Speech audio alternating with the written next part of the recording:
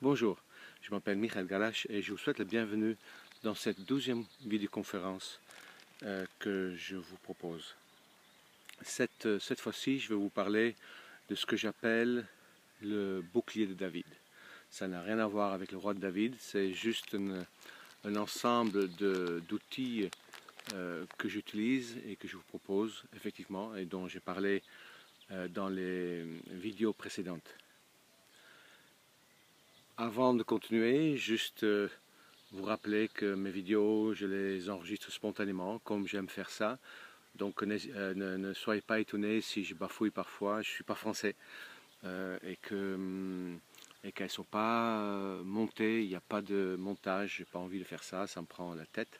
Donc j'ai trouvé une manière très facile de le faire et ça me convient très bien. J'espère à vous aussi. La vie est naturelle et j'aime que les choses soient aussi naturelles que possible. Cette fois-ci, je l'enregistre à partir d'un lieu qui est magnifique, qui s'appelle la Motte des Étoiles, près de Montpellier, à Saint-Martin-de-Londres, où je viens de passer 4 jours, un très beau stage de tantra avec Jacques et Marisa, Jacques Lucas, Marisa Ortolan d'Horizon Tantra. Et vraiment très beau sur la dépendance et l'antidépendance et la transcendance. Donc je me suis éloigné un tout petit peu de la foule, je me suis mis dans les sous-bois. C'est très joli, c'est un lieu que je connais bien, je viens ici depuis 91 ou 92. Et avant de continuer sur ce bouclier de David, je vous rappelle juste que la dernière fois, je vous ai parlé de la manière dont je pratique la projection, l'effet miroir. Et le résultat de la dernière séance, c'était que j'avais à m'envoler sans l'aide de mon père, en trouvant ma propre force, en me libérant de la prise de la femme, et ça en cherchant cette ressource à l'intérieur de moi sous forme de méditation quotidienne de 15 minutes. Alors, ce qui est beau dans le miroir et dans la manière dont la vie nous accompagne, nous pousse, nous guide, parce que c'est vraiment ça qui se passe, hein. La vie semble me guider, c'est-à-dire que si je vais dans une direction, je peux recevoir le bâton, si je vais dans l'autre direction, je reçois la carotte. Et ça semble concerner des choses que je n'ai pas préméditées. Mais ok, bien évidemment, ça correspond à ce que je suis. Quoi qu'il en soit, je crée toujours ce qu'il me faut pour me montrer où j'en suis. Donc si ça me plaît, tant mieux. Si ça ne me plaît pas, mais je n'ai qu'à changer quelque chose. Et donc, ce qui est beau dans ce chemin, c'est que si je mets en place, effectivement, quelque chose d'autre peut se présenter. Et cette fois-ci, comme souvent ça arrive aussi avec les gens que j'accompagne, mais je n'ai pas mis en place. Bien sûr, je suis en stage, c'est déjà très dense, je me couche tard, je me lève très tôt, et je n'ai pas mis en place la méditation. Le reste, oui, j'ai appris d'autres choses, mais ce qui est magnifique, c'est que dans les quelques rendez-vous que je fais depuis que je vous ai parlé dans la dernière vidéoconférence, c'est revenu, cette notion de 15 minutes. C'est pas que j'ai décidé d'en parler volontairement à ceux que j'accompagne, mais c'est venu comme une espèce d'évidence, à chaque fois, plusieurs fois. Et même hier, dans le grand groupe où il y a une espèce de feedback, un retour, où on parle de qu'est-ce que vous avez vécu et tout ça, 2 fois, à 2 reprises, Jacques a conseillé à quelqu'un de méditer. Et ça parlait de cette notion de se positionner aussi vis-à-vis de son partenaire. Bien évidemment, quand on parle du partenaire, on est dans la relation dépendant-antidépendant. Et quand il a parlé de méditer, mais tout de suite, ça a sonné une alarme dans ma tête. Et les autres facettes sont venues aussi. Et dans l'ensemble, ce que j'ai entendu, c'est la même chose. Donc la vie me rappelle que je dois le mettre en place. C'est comme si, tu vois, la vie veut que j'aille là, et si j'y vais, tant mieux. Il insiste parfois longtemps. J'ai eu avec des personnes dans le passé parfois 5, 10 séances, et même si j'oublie les séances d'une fois à l'autre, je revenais au même résultat. La personne devrait aller là, et il y a cette invitation. Et s'il ne le fait pas, ça revient, et ça revient. Et je me rappelle même quelqu'un ça a duré 2 ans, et je ne sais pas s'il a fini par le faire, je ne pense pas. Parce que finalement, il commence à contracter des pathologies qui montrent qu'il y a refus d'obstacles, si on peut dire comme ça. Et si tu veux vraiment y aller, mais tu as du mal, mais la vie te fait des buts intermédiaires. Donc c'est magique. Pour moi, ça montre vraiment que nous sommes amenés quelque part. Mais comme j'ai expliqué dans une autre vidéo, ça se peut que c'est ma croyance. Et j'ai créé mes croyances. Et les gens autour de moi correspondent à mes croyances. Et j'accompagne moi-même avec mes croyances différentes. Donc le bouclier de David. Ça, c'est ce que je voulais, sur lequel je voulais revenir aujourd'hui. Si vous devriez faire le minimum, dans ce cas-là, je dirais, faites la palissade, la gestion émotionnelle. Ensemble, ça fait le bouclier. C'est-à-dire que vous passez votre temps à faire en sorte que ce qui vous arrive ne vous touche pas. Soit vous faites comme si, soit vous faites avec la gestion émotionnelle ce qu'il faut pour que ça ne vous touche pas. Mais quoi qu'il en soit, que vous ne réagissez pas. Pourquoi? Parce que au fond, en général, les gens pensent que ce qui vient nous incite à réagir. Pendant qu'en fait, c'est le sens inverse. Si je réagis sur ce qui vient, il y a quelqu'un qui est méchant avec moi et je réagis là-dessus avec une agressivité, ça continue quoi. Pendant que en fait, ce que les gens oublient ou qui ne savent pas, c'est que ce qui vient vers moi, c'est déjà une réaction sur ce que j'ai mis dans l'univers. La loi d'attraction fonctionne tout le temps, même si vous ne le connaissez pas. C'est une loi, c'est la loi fondamentale. Je crée autour de moi, c'est même pas une création, mais je perçois autour de moi ce que je suis. Parce que tout est pure illusion. Il n'y a que des ondes et que j'interprète dans ma tête. Et donc, il s'agit de tenir bon et ne pas réagir. Et comprendre que c'est pas important ce qui m'arrive. C'est pas important. Et la seule chose qui est vraiment importante, c'est qu'est-ce que j'en fais. Et la seule chose que j'ai à en faire, c'est de le transformer, comprendre systématiquement que je suis créateur de mon histoire, que je crée des défis me permettant de mettre un changement dans ma vie.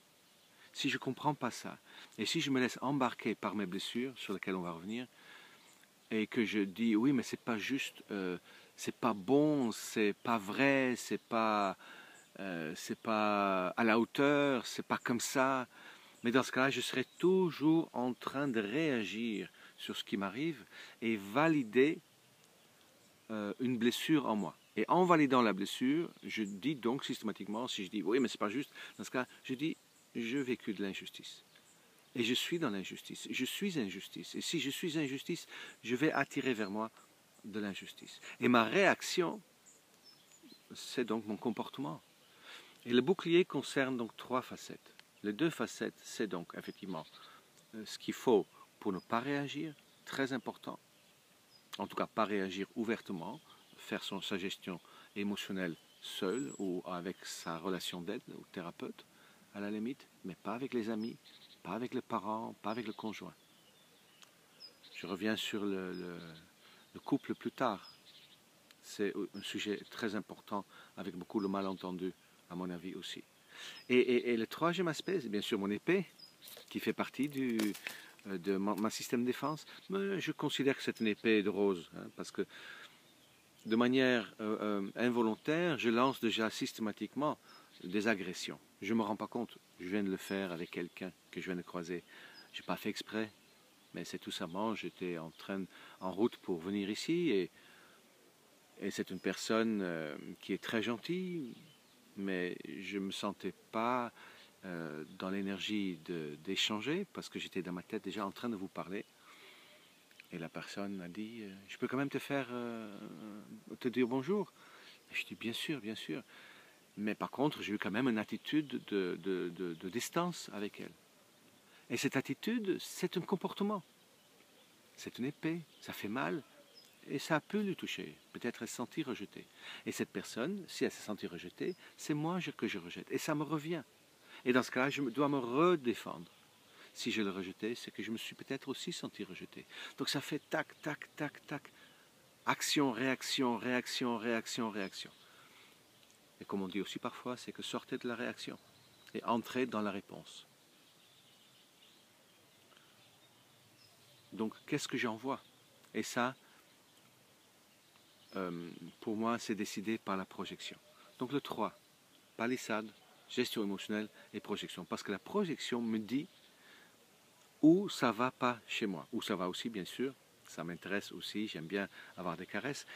Mais j'ai surtout besoin de savoir, mais de quelle manière je crée l'agression. Parce que je veux que ça cesse. Déjà, je veux que ça cesse. J'aime vivre le processus qui permet que ça cesse, que ça diminue. Et j'ai eu une grande période de ma vie dans laquelle j'ai quasiment pas vécu d'agression parce que j'ose dire que dans la configuration de l'époque, l'écoute que j'avais par rapport à ce que la vie me demandait, c'était peut-être quasi parfait et j'ai pas vécu de blessures. Et en tout cas, il diminuait de plus en plus. Là, aujourd'hui, c'est un tout petit peu plus fort. Donc, je fais attention. Je fais attention et je lâche pas la bride. Je garde mon bouclier systématique. Donc, la projection me dit ce que je dois changer. Et très souvent, nous avons des comportements où on ne se rend pas compte, en fait, qu'on blesse.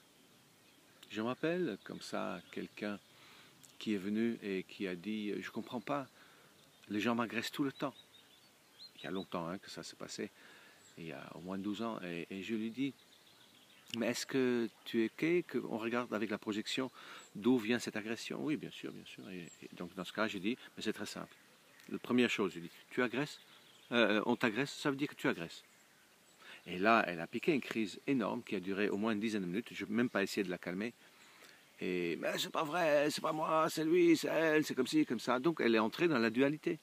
C'est pas vrai, c'est pas juste et tout ça.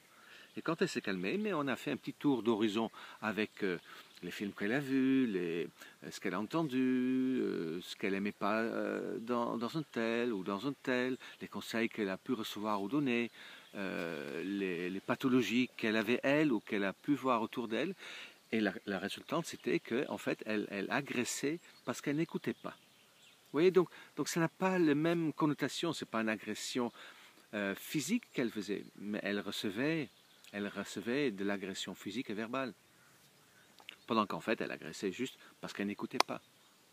Donc, tu récoltes ce que tu sèmes, et pas nécessairement de la même manière. Parfois, tu sèmes le vent et tu récoltes une tempête. C'est pour ça que ça s'appelle comme ça.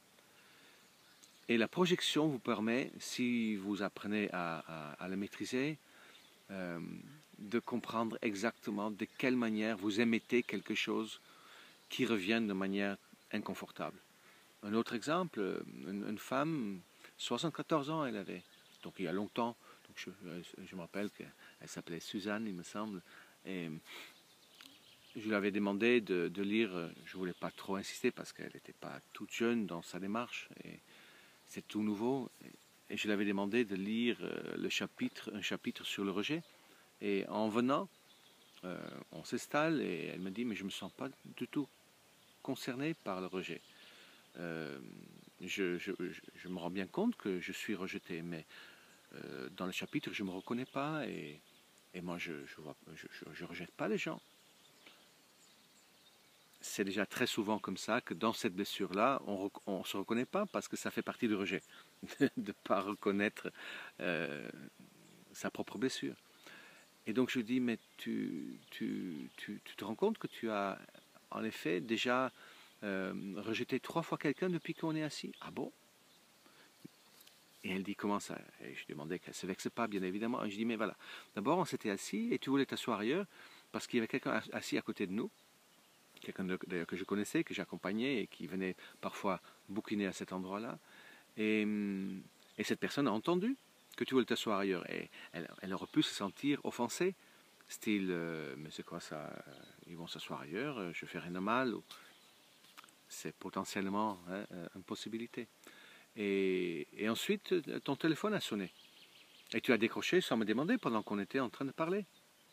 Et la troisième, c'est que quand tu as dit que tu étais occupé, tu ne disais pas que tu étais avec quelqu'un, avec un ami ou avec une connaissance. Et si ça n'avait pas été moi, j'aurais pu être vexé par rapport à cette impersonnalisation, ou comment dire, par cette remarque impersonnelle. Ah bon, ah bon. Et c'est comme ça, c'est-à-dire que nous passons notre temps sans se rendre compte qu'on vexe. Quelqu'un vous appelle, vous n'avez pas envie de lui répondre, vous ne répondez pas. Mais en fait, vous ne répondez pas à vous-même. Même si cette personne ne sait pas que vous le rejetez. La vie sait que vous rejetez. C'est vous qui avez créé ce coup de fil. Et si vous vivez, si vous choisissez de ne pas le répondre, mais dans ce cas, vous rejetez une proposition que vous avez lancée vous-même. Et dans ce cas-là, ça revient d'une autre manière vers vous.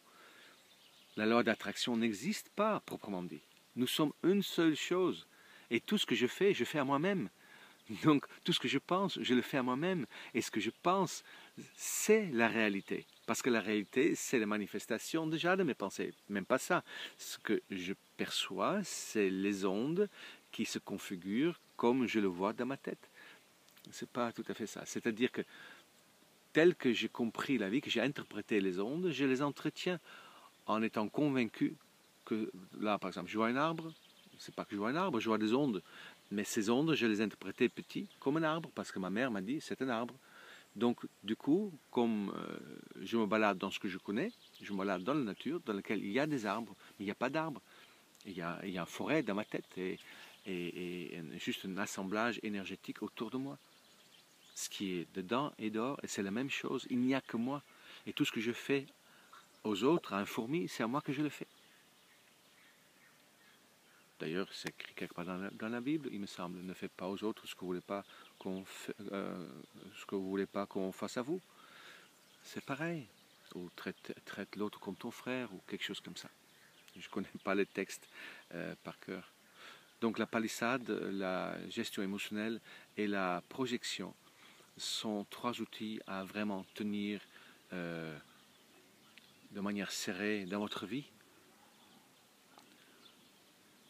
Parce que tous les outils dont je vais vous parler, tous les outils qui sont donc en cohérence avec l'unité, sont bien beaux. Mais si je vais vous parler dans une des séances suivantes de l'agenda, de la gestion de l'agenda, mais vous pouvez bien gérer votre agenda, comme je vous le dis. Mais si les projections vous disent de faire autrement, vous faites autrement. La projection, c'est la chose la plus importante. C'est ça votre GPS.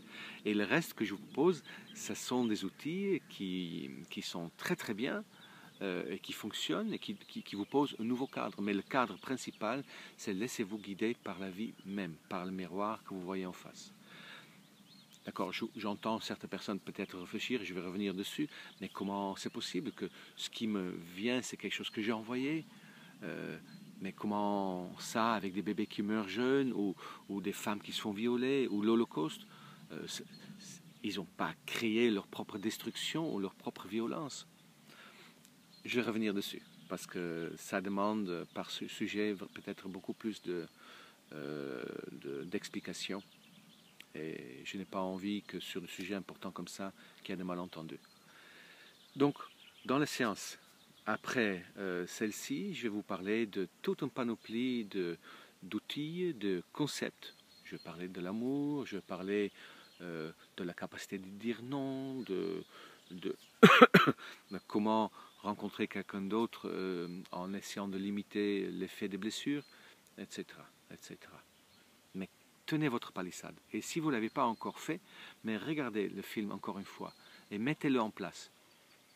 Et jouez avec la projection. Choisissez un partenaire avec qui vous pouvez partager. Peut-être il y a quelqu'un qui connaît déjà un petit peu. Et si vous ne savez pas, mais ok, moi aussi je fais des séances. Si à la limite vous en avez besoin, et je vous expliquerai, ou je vous le ferai en live, je vous montrerai. Et quelques séances peuvent suffire pour comprendre comment ça marche. Voilà. Alors, pour me contacter d'ailleurs, passez par mon site www.michaelgalash.com. Michael Galash, c'est M-I-C-H-A-E-L G-A-2-L-A-S-C-H. Je vous souhaite une très belle journée. J'ai passé mes 20 minutes. J'ai essayé de le garder dans le temps. N'oubliez pas, je vous attends la prochaine fois et j'espère vraiment que vous avez compris la palissade. Et même si vous ne le faites pas 100%, c'est pas grave. C'est les chemins qui comptent. Tout doucement, vous allez faire de plus en plus ce qu'il faut pour prendre soin de vous, de nous, de notre soi. À tout bientôt. Au revoir.